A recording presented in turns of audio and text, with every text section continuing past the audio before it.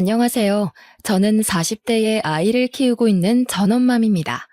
집안일을 하거나 혼자만의 시간이 있을 때마다 이 채널에 담긴 많은 사연들을 보며 제가 겪었던 일을 다시금 꺼내어 생각하고는 했어요. 지금이야 어엿한 40대에 아이를 키우는 평범한 엄마로 잘 살고 있지만 한없이 빛나기만 해야 할 제 청춘은 지금과는 다른 삶을 살았습니다. 자식이라고는 딱 저 하나뿐인데 저희 부모님은 제게 관심이 없으셨어요. 온전치 못한 가정의 분위기 속에서 지내야 했고 그런 부모도 엄마고 아빠라고 어린 저는 부모의 사랑을 원했습니다. 그러나 한 번도 곁을 내주지도 않으셨고 부모님 인생 살기 바쁘셨죠. 어릴 때야 뭘 모르기도 했고 형제도 없는 제게는 부모가 세상의 전부인데 그런 저에게 한없이 나쁜 역할을 하던 분들이셨습니다. 그렇게 차가운 환경에서 자라다 고등학생이 된 저는 사랑받지 못하는 제 자신이 싫었고 차갑고 외로운 그 집이 너무 싫었어요. 더는 마냥 어린아이도 아니라고 생각했던 저는 철없는 선택을 하게 되었죠. 다짐을 하자마자 그 길로 가출을 해버렸습니다. 가출하니 자연스럽게 나쁜 길로 빠지게 되었어요. 학생의 신분으로 그 나이에 해서는 안 될 음주와 흡연도 했습니다. 제 자신에 대한 자존감이 없다 보니까 이렇게 망가지는 것만이 제가 할 수 있는 일이라고 착각을 했던 것 같아요. 더 슬프고 웃긴 건 제가 가출을 했는데 행방을 찾지도 않더라고요. 왜냐면 제가 가출한지도 모르셨습니다. 어떻게 부모가 이럴 수 있지? 라는 생각이 드시죠? 저도 제 아이를 낳아보니 더욱 저희 부모란 사람들이 이해가 안 가더라고요. 가출을 하고 나쁜 행동을 하는 것이 제게는 부모님에게 저 좀 봐달라는 마지막 발악이었는데 그것도 통하지 않는다는 걸 느끼게 된 순간 모든 걸 잃은 기분이었습니다. 원래도 세상에 혼자라고 생각했지만 이때부터는 정말 이 넓은 세상에 나 혼자 남겨졌구나 그렇게 생각을 하며 살았어요. 어른들에게 손가락질 받으며 개념 없이 살던 제 인생에 전환점이 하나 찾아왔습니다. 길을 걸어가고 있던 제게 누군가 다가와서 제안을 했죠. 저 학생, 혹시 연예인 해볼 생각 없어요? 우리 꽤 유명한 엔터인데 학생 캐스팅하고 싶거든요. 저를요? 네, 우리 회사 와서 정식으로 오디션도 보고 연습생 해볼래요? 어때요? 그거 하면 돈 많이 벌죠. 아, 그리고 저 연습생 그거 하면 혹시 거기서 먹고 자고 할 수 있어요? 내가 이 회사 팀장이거든. 꼭 성공하게 해줄게. 그러니까 나만 믿고 따라와요. 그리고 숙식 제공을 말하는 것 같은데 아직 학생이라 부모님이 반대하시지 않을까요? 보통 또래 연습생들은 집에서 왔다 갔다 하거든요. 저한테 관심이 없으셔서 상관없어요. 그리고 숙식 제공이 가능해야 제가 이걸 할 수 있어요. 그래요, 그럼. 그렇게 하는 걸로 해요. 흔히 말하던 길거리 캐스팅이란 걸 경험하게 되었고 솔직히 별 생각은 없었습니다. 그냥 절 성공하게 해주겠다 약속을 했고 숙식 제공이 된다고 들어서 조금은 편하게 살 수 있겠다 싶어서 택한 길이었죠. 만약 숙식 제공이 어렵다고 했으면 연습생 생활 그거 하지도 않았을 겁니다.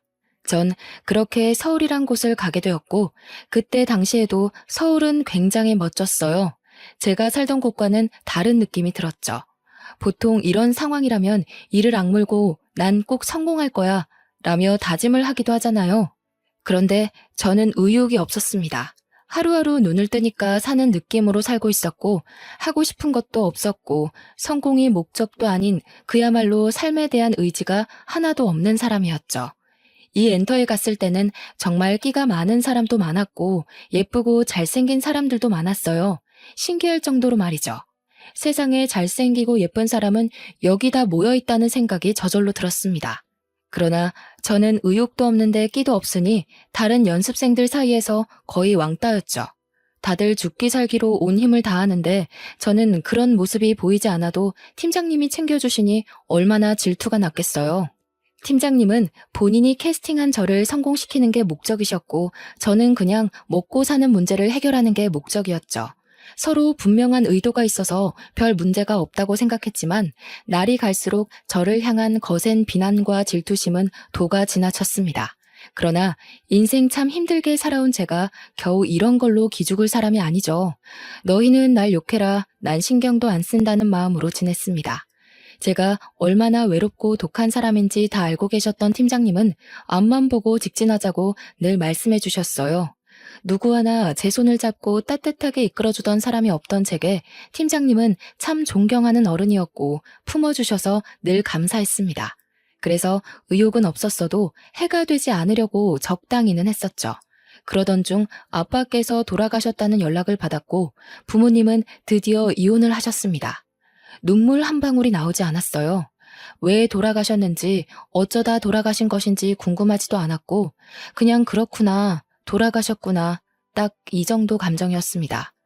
이 일로 정말 오랜만에 엄마와 통화를 했었는데 내심 기대를 했었어요.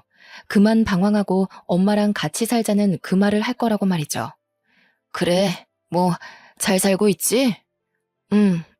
원래 무소식이 희소식인 거야. 앞으로도 그렇게 잘 살아. 엄마는 엄마 인생 살 테니까. 있잖아. 나 궁금한 게 있는데 내가 엄마 자식인 게 싫어? 태어나서 지금껏 한 번도 품을 내주지 않은 그 이유를 알고 싶어. 선주야, 자식인 게 싫고 좋고가 어딨어. 그냥 다 그렇게 사는 거야. 단지 나는 내 인생이 더 중요해. 자식 때문에 내 인생을 포기하고 싶지도 않고 희생하고 싶은 마음도 없어. 너도 알겠지만 부부 사이가 좋은 것도 아닌데 내가 무슨 낙이 있었겠니? 그럼 나는? 부모밖에 없던 그 시절의 나는? 태어나게 해준 것만으로도 감사할 줄 알아야지 뭘 더 바래. 그래서 널 굶겼니? 먹고 살기는 했잖아. 물에 빠진 거 구해주니까 보따리까지 내놓으라는 심보니 너 지금? 인생 그렇게 살지 마. 욕먹어 너. 기대를 한 내가 미친 거지. 이런 사람도 엄마라고 끝까지 기대를 해버렸어. 수치스럽다. 정말 두 번 다시 우리 만나지도 연락하지도 말자. 아빠처럼 죽었다고 연락받게 하지 마. 엄마 죽어도 난 안 가. 너 알아서 해. 너 하나 안 온다고 내가 무너질 줄 알아? 이게 어디서 버릇없이 엄마를 이겨먹고 있어. 엄마가 내 엄마여서 한때는 참 좋았는데 지금은 원망스럽고 증오스러워. 내가 이렇게 아팠던 만큼 엄마도 벌 받을 거라고 생각하고 살게. 끊어. 하나뿐인 친딸에게 참 모질던 부모는 끝까지 모질었고 마지막으로 내민 손까지 내쳐버린 엄마에게 저는 완전히 등을 돌렸습니다. 뭘 기대했던 걸까 싶어 제 자신이 싫었어요. 이때부터 뭔지 모를 오기가 생겼고 내가 꼭 무슨 일을 하든 성공해서 엄마인 당신 앞에 떳떳하게 나타나주겠다고 결심했습니다. 그때 꼭 배 아파서 뒹굴기를 바랬던 것 같아요. 한마디로 복수를 꿈꾼 거죠. 이악 물고 연습했더니 그룹 내에서 우수한 성적을 이루게 되었고 갑자기 발전하는 모습을 보여주니 많은 칭찬을 받았습니다. 물론 같은 연습생들 사이에서는 더 많은 질타를 견뎌야 했죠. 지금 와서 생각해보면 사랑을 받아본 적이 없어서 그런 것인지 어디를 가도 미움만 받았던 것 같습니다. 그러니 늘 외롭고 쓸쓸한 인생을 살았고 조금만 잘해주고 조금만 손을 내밀어주면 저 사람 참 좋은 사람이구나 그렇게 생각을 했죠. 같은 연습생 생활을 하던 오빠가 있었습니다. 저보다 4살이 많았고 많은 여자 연습생들 사이에서 인기를 얻고 있었죠. 그런데 그 오빠는 늘 혼자서 질타를 받는 제 곁을 묵묵히 지켜줬고 전 그 따뜻함이 낯설게 느껴지다가 시간이 지나니까 사랑하고 싶었습니다. 사랑이 뭔지도 모르면서 그냥 그렇게 사랑하게 되었고 연애를 했어요. 당연히 같은 연습생들끼리 연애를 회사에서는 반대를 했었고 비밀리에 쉬쉬하며 만나다 결국 들통이 났습니다. 그 이후 저희 두 사람은 이전보다 더 힘든 시간을 견뎌야 했어요. 쓴소리를 정말 많이 들었습니다. 성태야, 선주야, 지금 너희가 연애할 시간이 어딨냐? 어? 다른 애들은 1분이라도 더 연습해서 어떻게든 데뷔하겠다고 난린데 너희는 뭘 믿고 그렇게 여유로운 건데? 죄송해요. 그렇지만 연애를 한다고 해서 연습 소홀하게 한 적은 없어요. 선주야, 말은 똑바로 하자. 솔직히 너 다른 애들에 비해서 간절하지도 않은 거 나도 알고 있는데 계속 이런 식이면 우리도 곤란해. 요즘 세상이 예쁘다고 다 되는 것도 아니고 둘 다 명심해. 봐주는 건 여기까지야. 둘이 관계 얼른 정리하고 너희 본분에 집중해. 결국 실장님께 따로 불려가서 남자친구와 저는 이런 말을 들었습니다. 많은 생각이 들었어요. 저는 연습생을 굳이 하고 싶지 않았으나 숙식 제공이 되니까 했던 거고 먹고 살 길이 없으니 선택했던 길이지만 남자친구는 본인이 이루고 싶었던 꿈이었습니다. 본인이 꿈이 코앞으로 다가왔으니 쉽게 포기하기가 어려울 텐데 남자친구는 저를 선택했고 저도 그런 남자친구를 선택했어요. 안 그래도 너무 힘들었던 연습생 생활이라 하기 싫었는데 차라리 잘된 일이라고 생각했죠. 저는 회사에서 숙식 제공을 해줬지만 남자친구는 본인의 힘으로 작은 반지하 원룸에서 지내고 있었습니다. 연습생 생활을 포기하면서 당연히 모든 지원은 끊겼고 저는 남자친구가 지내는 곳에서 함께 지내며 별일을 다하며 돈을 벌었어요. 그때는 그게 최선이라 생각했고 아마 다시 돌아가도 같은 선택을 했을 거지만 지금 와서 생각해보면 참 철이 없었죠. 제 모든 선택에는 늘 부모에 대한 원망과 증오가 있었고 그렇기 때문에 난 이렇게 된 거야 라며 합리화를 했던 것 같습니다. 남자친구와 살면서 카페에서 아르바이트도 해봤고 식당에서 설거지도 일도 했고 고깃집, 공장, 편의점 등등 별일을 다 했어요. 제 힘으로 돈을 벌면서 점점 통장에 돈이 쌓이니까 재미가 들렸고 더 열심히 일을 해서 돈을 벌고 또 모았습니다. 남자친구도 열심히 일을 해서 돈을 벌었어요. 반지하 원룸에서 사는 게 절대 쉽지 않아서 하루라도 빨리 지상으로 이사를 가고 싶었습니다. 늘 습하고 곰팡이 냄새가 가득하던 그곳의 냄새는 꽤 오랜 시간이 지났는데 아직도 잊혀지지 않아요. 뭔가 제게 그 반지하는 많은 의미를 줬던 곳인데 제 힘으로 얻은 것도 아니긴 했지만 가장 바닥인 반지하에서 스스로 시작해서 점점 올라가 보자라는 의미가 있었습니다. 힘들었지만 쉬지 않고 일했고 그 결과 3층짜리 1.5룸으로 이사를 했어요. 날아갈 듯 기뻤고 너무 행복했습니다. 남자친구와 함께 지내던 이 순간이 제 인생에서 가장 따뜻했고 안정되던 시기였죠. 늘 제가 우선이던 남자친구가 있었기에 아무리 힘든 일을 해도 힘들지 않았고 이렇게 살다가 더 돈을 많이 모으면 결혼을 하자고 그렇게 약속을 했습니다. 그렇게 하루하루 행복이 뭔지 사랑이 뭔지를 느끼면서 살고 있는데 제게 자꾸 모르는 번호로 연락이 왔어요. 한두 번은 그냥 무시했는데 계속해서 오길래 한 번 받았습니다. 여보세요? 이제야 전화를 받네. 한선주 씨 맞죠? 대체 왜 전화를 피하지? 누구세요? 누구신데 자꾸 전화하세요? 내가 그쪽 투자까지 해주려던 투자자예요. 근데 이제야 알았거든요. 데뷔가 코앞인데 왜 그만둔 거예요? 대체 내가 지원이고 뭐고 다 해주려고 했는데 그랬으면 당신 인생이 달라졌을 건데. 네? 투자자요? 전 들은 말이 없는데요. 그렇겠지 당연히. 한선주 씨 회사에서 내가 투자한 걸 말하면 돈을 떼줘야 할 테니까 굳이 알려주지 않았겠지. 아니, 이럴 게 아니라 우리 한번 만나죠. 내가 이쪽으로 투자한 사람들은 무조건 대성했거든. 난 보는 눈이 있다고. 꼭 연예인이 아니더라도 방법은 있으니까 우선 만납시다. 의문의 남성에게 받은 전화는 무언가 꺼림칙했습니다. 저에 대해서 너무 자세히 알고 있어서 정말 투자자인가 싶기는 했지만 이미 저는 그쪽 생활을 접었기 때문에 더는 연관도 없다고 생각하고 무시를 했어요. 그런데 사람 마음이라는 게 참 간사하죠? 분명 열심히 땀 흘려서 돈을 벌면서 모으고 그렇게 살아가고 있었는데 막상 저를 위해 투자하고 싶다는 투자자가 직접 전화를 해주니 솔깃했어요. 나이가 들수록 현실을 깨닫게 되긴 한 거죠. 이렇게 한 푼 두 푼 모아서 언제 집다운 집을 사고 결혼을 할 수 있을까라는 현실이요. 결국 저는 그 투자자라는 사람의 연락을 다 받지 않다가 결국 제가 걸게 되었습니다. 여보세요? 한선주예요. 저를 만나고 싶다고 하셨죠? 만났으면 좋겠는데. 오, 그래요. 연락 기다렸어요. 그러면 지금 있는 곳 알려주면 차 보내줄게요. 그거 타고 편하게 와요. 아니요. 주소를 알려주시면 제가 갈게요. 허, 경계심이 상당하네요. 뭐 그럼 그렇게 해요. 문자로 주소 보낼게요. 네. 전화를 끊자마자 주소가 왔고 받은 주소로 갔습니다. 솔직히 가면서도 수많은 생각을 했어요. 왜냐면 연습생 생활을 하면서 스폰서 관련해서 들은 것도 있기 때문에 설마 이 사람도 제게 그런 걸 원하는 건 아니겠지 싶었습니다. 그래서 그걸 확인하기 위해서는 한 번쯤 직접 만나봐야 했죠. 어렵사리 만나게 된 투자자라는 분은 얼핏 봐도 경제적으로 여유가 넘쳐 보였고 딱 아빠뻘 정도쯤 돼 보였습니다. 어색함과 떨리는 마음이 공존해서 쭈뼛거리는 제게 인자한 미소와 말투로 긴장감을 풀어주려 노력하셨죠. 이야, 한선주 씨 반가워요. 실물이 훨씬 아름답네요. 역시 내 안목이 틀리지 않지.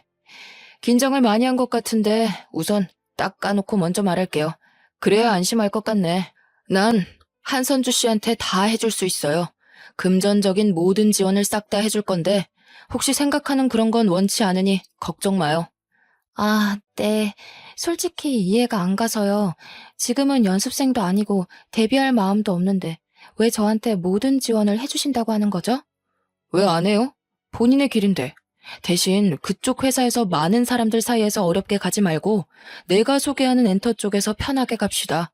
나는 엔터 쪽 사업에 투자를 많이 하는 사람이고 매우 진지해요. 한선주 씨 한 명 제대로 투자해서 잘 키우면 내가 보는 이익이 많지. 당장은 손해처럼 보여도 말이야. 저 남자친구도 있고 동거도 하고 있어요. 이런 제가 연예인이 되면 소문이 꼬리를 물지 않을까요? 그런 세탁쯤이야. 우리가 늘 하는 거니까 걱정 마요. 언제까지 그렇게 구질구질하게 살 거예요? 기분 나쁠 수 있지만 이미 어느 정도 조사는 해서 대충 상황은 아는데 한선주 씨는 그렇게 살 사람이 아니에요. 그러니 잘해보자고요. 의욕도 없던 연예계 일을 다시 시작하라는 투자자의 제안이 결코 나쁘지 않았어요. 저를 완벽하게 밀어줄 것 같다는 느낌이 확 들었고 심지어 저렇게 만나고 나서 당일에 바로 저에게 500만 원을 입금해 주셨습니다. 이게 무슨 돈이냐고 했더니 품위 유지비라며 이미지 관리를 지금부터 할 거라고 하셨죠. 제게 몇백에서 몇천에 가까운 돈을 매달 서슴없이 주셨고 말 그대로 제 품위를 유지하라며 특별히 뭘 시키지도 않으셨습니다. 연습생 생활을 할 때는 죽으라고 연습하고 또 연습했는데 그것도 시키지 않으셨어요. 당분간은 이미지를 만드는 게 우선이라며 말이죠. 그러다 보니 전 쉽게 만지는 그 돈들을 펑펑 쓰고 다녔고 투자자가 이유 없이 주는 고가의 선물들과 고가의 차까지 당연하다 생각하고 받았습니다. 이렇게 살다 보니 누가 봐도 제가 변한 게 보이고 고가의 물건들이 집에 쌓이고 있었죠. 심지어 차까지 생기니 남자친구는 저를 추궁했습니다. 선주야, 너 정말 요즘 이상한 거 알지? 대체 이 많은 것들을 무슨 돈으로 산 거냐고. 무슨 생각으로 차까지 산 건데 너 일도 그만뒀다며, 어? 말 좀 해봐. 아, 진짜 왜 이래? 내가 뭐 오빠한테 돈을 달라고 했어? 아니면 사달라고 했어? 무슨 상관인데 내가 뭘 하든 말든 그냥 알바 좀 뛴 거야. 너 똑바로 말해. 대체 요즘 뭐라고 돌아다니길래 갑자기 안 하던 짓을 하는 거야? 너 지금 집에 있는 저 가방에 옷들만 해도 얼마인 줄 알아? 지긋지긋하네 정말. 얼마인 줄 내가 알게 뭐야. 저런 거 하나 사줄 능력도 없으면서 오빠가 뭔데 나한테 뭐라고 하는데? 무슨 자격으로?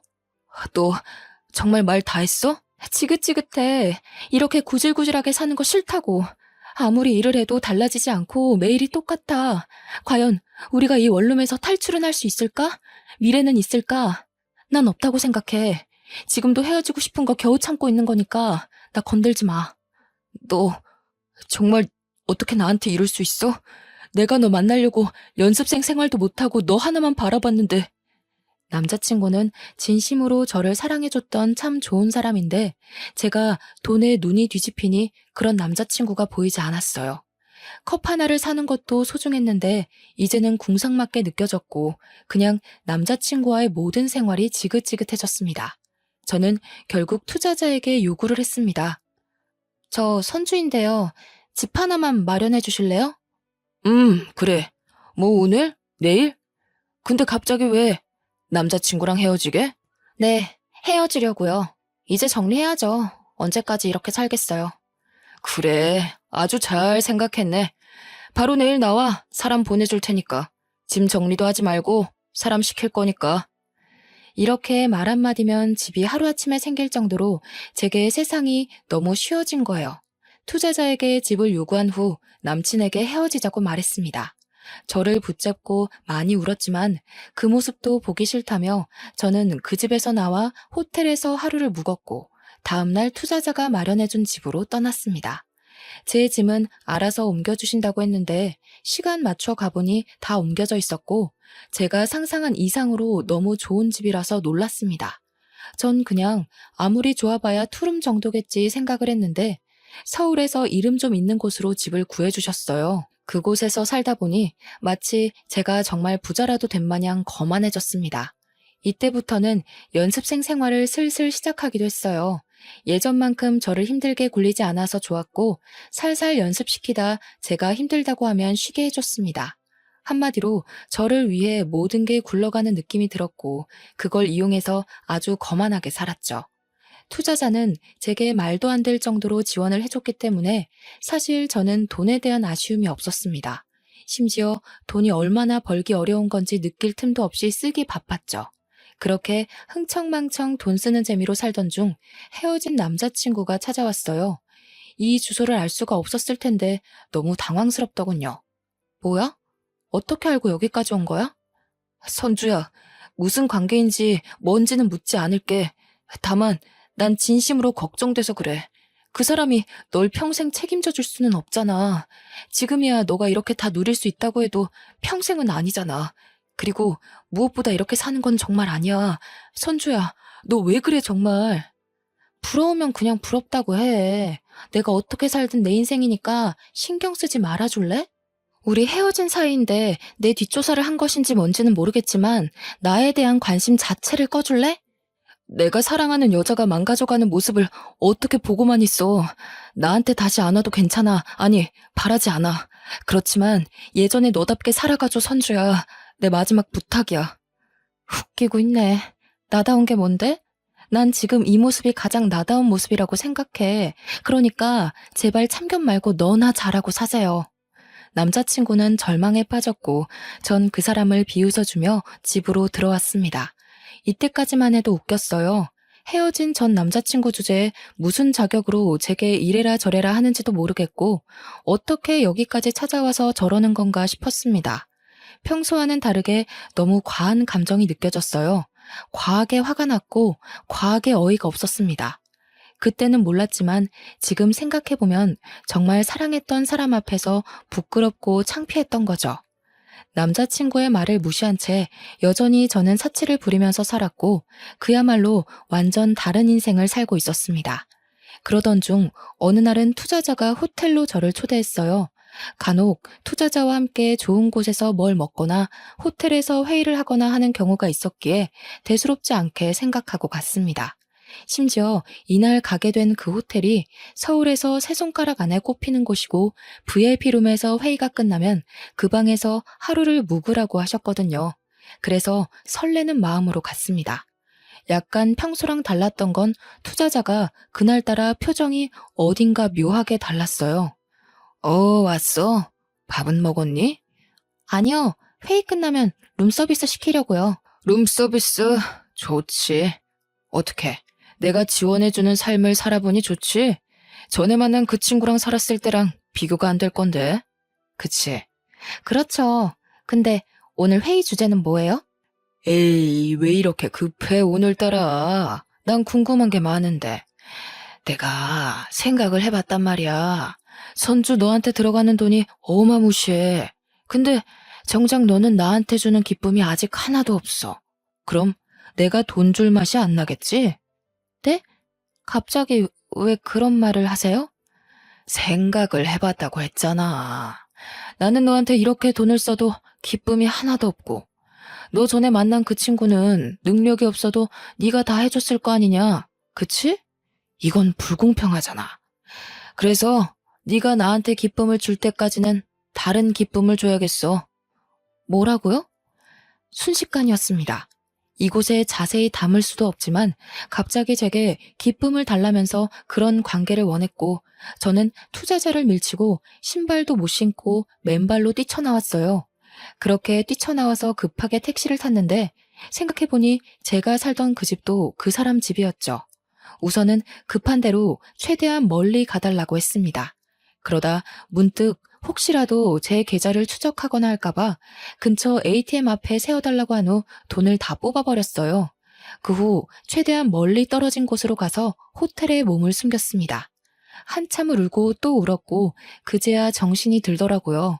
핸드폰 전원도 꺼두고 무서워서 아무것도 못한 채 호텔 방 안에만 숨어 지낸 지가 일주일쯤 되었을 때 저도 생각이 어느 정도 정리가 되었습니다.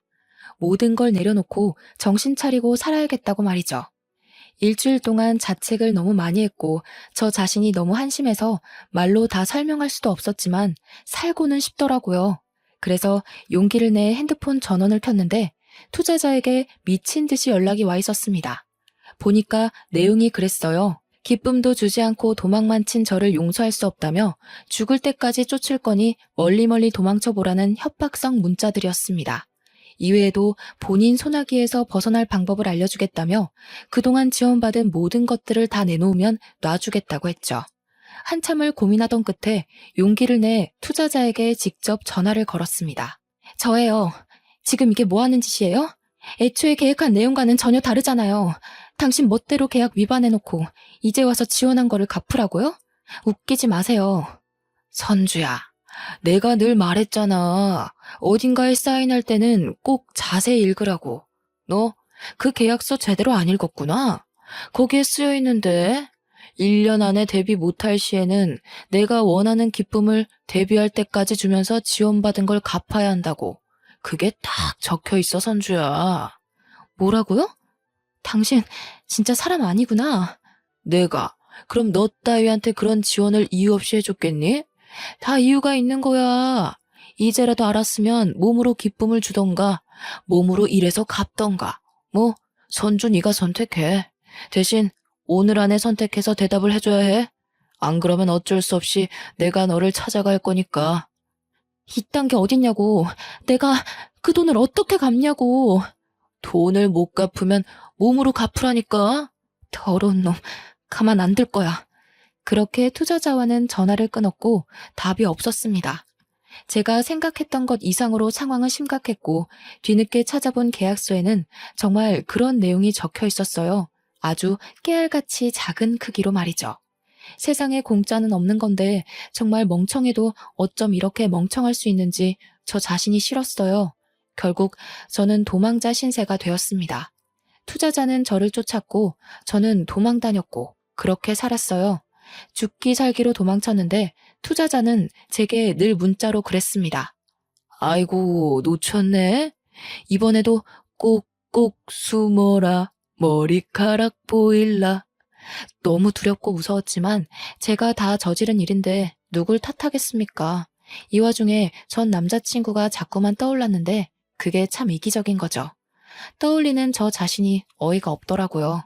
그렇게 헌신적이고 착한 사람을 매정하게 버려놓고는 이제 와서 제가 죽을 것 같으니 떠올리는 것도 싫었습니다. 본인 꿈까지 포기하고 저를 선택한 사람인데 이제 와서 그 사람을 찾아가면 저는 정말 몹쓸 짓을 여러 번 하는 거겠죠.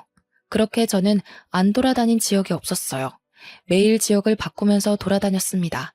더 이상 갈 곳도 없고 떠돌아다니며 도망다니는 것도 너무 지치더라고요. 설상가상으로 돈도 더 이상 없어서 견딜 수가 없었습니다. 다행인 건 정말 깊숙한 시골 동네를 우연히 가게 되었는데 거기서 만난 할머니께서 저를 며칠 동안 그냥 묵게 해주셨어요. 그게 감사해서 할머니 밭일도 도와드리면서 한 일주일을 넘게 있었던 것 같습니다. 그런데 거기까지 투자자가 찾아와서 할머니께 제대로 인사도 못하고 도망쳤고 하필 짐도 제대로 못 챙기고 도망치는 탓에 주머니에 있는 돈이 고작 2만 원 정도였죠. 아마 그 할머니를 추궁해서 제 짐가방을 투자자가 가져갔을 거라 다시 가봐도 의미가 없다는 걸 알았습니다. 결국 노숙이라는 걸 하게 되었고 공원 의자에서 하루를 지새우고 공중 화장실에서도 자고 그러다 정말 씻어야겠다 느껴서 찜질방에 갔어요. 딱 여기서 하루를 보낸 후 숙식 제공을 해주는 일자리를 구해야겠다고 생각을 했습니다. 그간 일자리를 못 구했던 이유가 일하다 도망치면 돈도 못 받고 가게에도 피해라고 생각해서 못했는데 더는 길이 없었죠. 노숙까지 하다 오랜만에 깨끗하게 씻고 컵라면을 먹고 잠이 들었는데 그렇게 개운하고 편할 수 없었습니다. 한참을 곤히 자고 있는데 누군가 저를 흔들어 깨웠어요. 순간 직감적으로 큰일 났다고 느꼈고 두 눈을 번쩍 뜨니까 제 얼굴 앞에는 투자자가 있었죠. 사람이 너무 놀라면 소리도 못 지른다는 말을 이때 실감했습니다. 악소리도 나지 않았고 그저 멍하니 쳐다봤어요. 투자자는 거칠게 저를 끌고 갈 줄 알았는데 잠시 조용한 곳 가서 얘기 좀 하자고 했죠. 그동안 봤던 모습과는 전혀 다른 모습이라 또 경계가 되었습니다. 또 무슨 속셈인데요. 차라리 그냥 때리든 뭘 하든 알아서 하세요. 더는 더 이상 이렇게 못 살겠어요. 미안해요. 내가 오해를 했더라고요. 사실 10년 전에 당신 엄마랑 결혼까지 약속했었는데 알고 보니 유부녀의 애도 있었더라고. 난 그래도 괜찮다고 기다리겠다고 했고 그 여자는 이혼하고 얼른 오겠다고 했었지. 그래서 간이고 쓸개고 돈이란 돈을 다 가져갔어. 딸이 아프네 뭐네 하면서 다 가져가 놓고 다른 남자한테 가버렸거든. 근데 그게 나랑 무슨 상관인데요? 그리고 저 그 사람에 대해서 별로 듣고 싶지 않거든요? 그러니까 이런 사이인 줄 몰랐어 내가. 그 여자가 내 모든 걸 다 빼먹고 도망친 게 너무 열받아서 복수하려고 선주 씨한테 접근한 건데 이번에 알았거든. 둘 사이가 남보다 못한 사이라는 것을. 내가 이걸 진작 알았더라면 선주 씨 괴롭히지 않았을 건데 정말 진심으로 미안해요. 뭐라고요? 그럼 이게 다 결국 엄마 때문에 그런 거라고요? 저한테 나쁜 짓도 하려고 했잖아요. 그것도 엄마 때문이라고 할 수 있어요? 그 여자가 무너지는 걸 보고 싶었거든. 보통 자기 딸을 건드리면 엄마는 다 미치니까. 근데 그 여자는 아니더라고. 정말 진심으로 사과할게요. 나 때문에 버린 시간에 대해서 모두 보상도 할게요. 뭐 이런 더러운 경우가 다 있지? 평생을 엄마라고 해준 게 없는데 그까지 정말. 근데 솔직히 돈에 눈멀어서 행동한 제 탓도 있는데 누굴 탓하겠어요. 투자자와 얘기를 나눈 후 저는 집으로 돌아갔어요. 그리고 생각을 정리해봤습니다. 결국 아빠와 살고 있을 때 이 투자자와 바람을 폈던 거고 마치 이혼할 것처럼 해놓고 어렸던 저를 팔아 투자자에게 돈을 뜯은 거죠. 뜯을 만큼 다 뜯고서는 투자자가 아닌 다른 남자와 또 바람을 핀 거니까 솔직히 제가 투자자 입장이라고 해도 열받아서 복수를 하고 싶을 것 같더라고요. 안 그래도 엄마에 대한 마음이 좋지 않았는데 멀쩡히 잘 살고 있던 중에 다시금 제 인생을 망친 게 또 엄마 탓인 것 같아서 엄마에 대한 증오와 분노가 커졌습니다. 물론 제가 선택한 거지만 그냥 엄마가 너무 싫었어요. 투자자가 엄마를 찾아갈 거라길래 저도 같이 가자고 했습니다. 혼자 여전히 이 남자 저 남자 만나면서 살고 있었으면 안 가려고 했는데 가정까지 꾸리고 애 낳고 너무 잘 살고 있다는 거예요. 정작 첫 자식인 저는 한 번도 사랑을 받아보지 못하고 이렇게 살고 있는데 말이죠. 얼마나 행복하게 살고 있는지 제 눈으로 보고 싶은 마음에 투자자와 함께 갔습니다. 차 안에서 한참을 기다렸고 정말 오랜만에 보는 엄마의 모습은 낯설었어요. 늘 부러워했던 친구들의 엄마 모습처럼 지내고 있더라고요. 한 손에는 장바구니를 들고 단정한 옷차림에 딱 엄마의 느낌을 품고 있었죠. 엄마는 올라가고 이어 저랑 투자자가 그 집으로 따라 들어갔습니다. 저희를 본 엄마는 아주 기겁을 했지만 아내 애들이랑 엄마의 새로운 남편도 있었는지 과거를 들킬까봐 아주 조용한 목소리로 말하더군요. 둘이 어떻게 같이 여기로 온 거야? 아니, 우선 가. 집에 남편도 있다고. 내가 연락할게. 집 앞에 연락처 두고 가. 얼른. 너무 다급해 보이는 엄마의 모습 뒤로 큰 가족 사진이 보였고 너무 행복해 보였어요. 또 집 안쪽에서는 애들과 아빠의 웃음소리가 가득했고 집에서는 맛있는 냄새도 나는데 그게 그렇게 슬펐습니다. 저는 그동안 쌓인 모든 분노가 폭발했고 큰 소리로 엄마를 밀치며 집 안으로 들어가면서 말했어요. 엄마, 당신이 처음으로 낳은 딸인 내가 이렇게 멀쩡하게 살아있는데 어떻게 한 번을 보듬어 주질 않아? 그래도 나 어떻게든 이악 물고 살고 있었어. 근데 이젠 하다하다 바람핀 불륜남이 엄마한테 복수하려고 나한테 해코지까지 하게 만들어? 대체 당신이 나한테 해준 게 뭐가 있다고 이렇게 한평생 날 힘들게 하는 거야? 여보, 이게 다 무슨 소리야? 아, 여보, 애들 데리고 나가 있어. 해결할 일이 생겨서. 왜 나가 있어? 저 사람도 알 건 알아야지. 저는 이 사람이 낳은 자식인데 한 번도 품에 안겨본 적이 없는 자식이에요. 이유는 엄마라는 이 사람이 맨날 남자들 만나기 바빠서요. 옆에 이 남자가 그중 한 명이고 단물만 쏙 빼먹고 딴 남자한테 간 게 열받아서 딸인 저를 찾아와서 해코지하려고 했다네요. 너 조용히 못해? 우선 나가자고. 김미연, 이 남자는 얼마 뜯어먹었냐? 너 내가 뒷조사 좀 해보니까 정말 대단하더라. 근데 이 남자랑은 애까지 나온 거 보니까 너도 이제 남자 바꾸는 게 귀찮아서 정착하려고? 야, 미연아, 적어도 사람이면 네 딸은 네가 챙기는 게 맞지 않냐? 저기요, 이 여자랑 하루빨리 갈라서요. 바람 피는 게 습관이고 돈 뜯어먹는 건 취미니까 그렇게 투자자랑 같이 재혼해서 살고 있는 엄마네 집을 발칵 뒤집었고 이 사실을 몰랐던 엄마 남편은 큰 충격을 받았습니다. 엄마가 얌전한 현모양처인 줄 알았다네요. 남편과 사별을 했고 아래 딸이 있었지만 딸도 같이 죽었다고 말했다는데 그 딸이 멀쩡히 살아있으니 놀랐겠죠. 결국 엄마는 이혼을 당했고 사기 결혼으로 위자료를 많이 물어줬다고 들었습니다. 이후 투자자는 제게 평생 책임지고 지원을 해주겠다고 했지만 무슨 이유이든 제게 나쁜 짓을 하려고 했기에 더는 연락하지 말라고 했어요. 대신 투자자는 제게 살던 집을 명의 이전해줬고 이 세상에 엄마 없어도 잘 살 수 있다며 힘을 주고 떠났습니다. 이후엔 제 힘으로 돈을 벌면서 살았고 아예 타지에서 새롭게 시작했어요. 그곳에서 지금의 남편을 만났고 모든 내용을 다 알고도 지금의 제 모습을 존중해주고 사랑해주는 사람입니다. 결혼은 절대 못할 줄 알았는데 남편은 제가 못난 모습을 보이면 따끔하게 말해주기도 하는 인생에 참 도움이 되는 사람이에요. 제가 많이 사랑하고 존경하는 그런 사람입니다.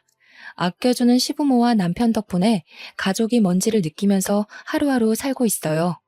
사랑이 고파서 한없이 엇나갔던 한심한 저 자신을 가끔 떠올리면서 자책하고 후회하면서 더 열심히 살아가려고 아직도 노력하고 있습니다. 저를 정말 진심으로 아껴주고 사랑해줬던 그 사람도 지금 어딘가에서 저보다 훨씬 좋은 사람을 만나서 행복할 거라고 믿어요. 저라는 사람도 이렇게 행복한데 그 좋은 사람이 안 행복할 수 없죠. 생각하면 늘 미안한 존재지만 이제 그만 생각하려고 합니다. 그게 모두에게 예의니까요.